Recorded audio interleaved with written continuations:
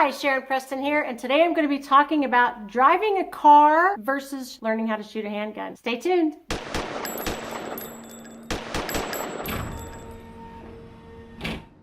So many women come in and train with me and they say, oh, I'll never remember all this. There's just so much to remember. And I say, you drove here today, didn't you? Yeah. First of all, you knew how to turn on your car. You understood all of the rules of the road. You know how to turn your car, stop your car, go faster in your car. And you were taking in all of that information all around you for traffic, pedestrians, stoplights, stop signs, putting on your blinker 100 feet before the stop sign. All of those things you had to learn at one time. So when you start a new sport, like shooting handguns or rifles or shotguns, I want you to pretend like you are 16 again and you're learning how to drive a stick shift and you live in San Francisco.